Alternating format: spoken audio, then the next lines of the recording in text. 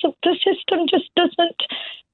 I don't think they understand. They have got they do not have a clue. Even if you're working full time, James, I know. They don't understand. For a single person with 3 children. And the children, they're fine. I try and feed them. We have one meal a day, James. They go without breakfast, and they choose to. I try and give them fruit, bananas in the morning. Yeah. At school, they all say, "Mum, I'm fine," but it's the guilt I live with. But I make sure I give them a meal. I make sure we're having a meal in the evening.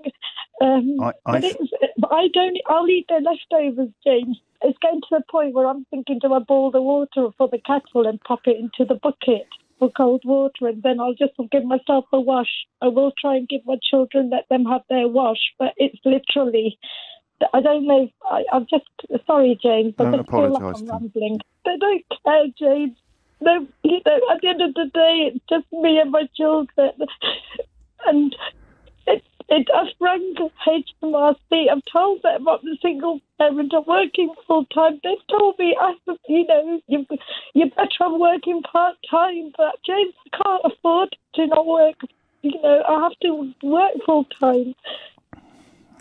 It's just, the system just doesn't work for people like me. Cuando el pasado 1 de abril las compañeras de Novara Media compartieron este vídeo de LBC, lo que en Reino Unido llaman muy acertadamente la crisis del coste de la vida, aún no había alcanzado sus máximos niveles de gravedad. Nos llegan historias de personas que sufren diariamente frío, hambre, carencias higiénicas, personas que se meten en un autobús y pasan horas en él para evitar el frío insoportable de las casas que habitan precariamente. Ahora, el conservador Boris Johnson ha anunciado que abandona lo que él llama el mejor trabajo del mundo, el de primer ministro del Reino Unido. No organizar una fiesta para celebrarlo, sin embargo, es algo inmensamente razonable. Es más, lo preocupante es pensar que nuestra prioridad es librarnos de figuras como la suya. En CTXT, Patrick Stastny escribe una tribuna titulada El bufón de la corte. Dice así: cuando se habla de Boris Johnson, al menos en Inglaterra, la conversación suele adquirir una dimensión moral, una óptica personalista. Para criticarle no se emplean los argumentos que se usan para hablar de otros políticos, apenas se comentan las medidas de su gobierno ni su posición ideológica, sino esencialmente si es buena o mala persona, si es o no un mentiroso, un charlatán, un bufón, o si en el fondo es simplemente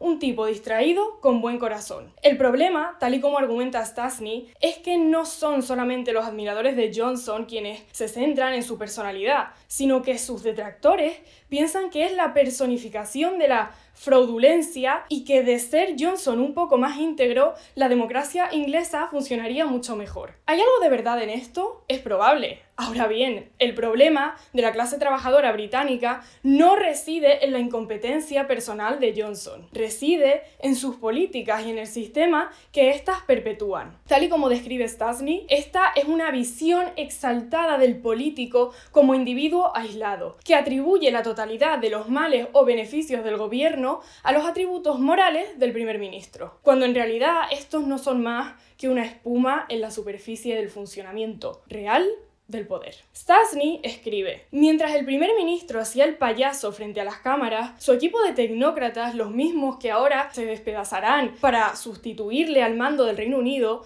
ha estado aplicando medidas de austeridad en lo económico y represivas en lo social. Estas son algunas de las medidas que se han tomado durante su mandato. Reducción del servicio de salud pública a mínimos, incluso en tiempos de pandemia. Aplicación de un equivalente a la ley Mordaza española. Leyes contra la población gitana. Johnson pertenece a y ha gobernado para la clase capitalista. Y así lo seguirá haciendo cualquier otro candidato de su partido. Lo mismo harían aquí figuras como Alberto Núñez Feijóo. Y es que cabe preguntarse, si permitimos que el foco esté puesto en personajes individuales como Johnson, Trump, Bolsonaro o Ayuso, ¿cómo podemos esperarnos que no nos cueste más elaborar un discurso en contra de figuras como Feijóo? Si lo único que sabemos hacer es decir que no, y lo que es peor, decir que no a las formas en vez de al contenido en sí, así, ¿cómo pensamos crear un movimiento desde la unión y la esperanza? En CTXT nos conviene siempre repasar el análisis de Emilio de la Peña, titulado 26 años gobernando para los ricos, que nos habla de las políticas del PP madrileño que van mucho más allá de Ayuso y las chorradas que suelta día sí y día también. El foco, en vez de en ellas, debe ponerse en que, como nos cuenta de la Peña,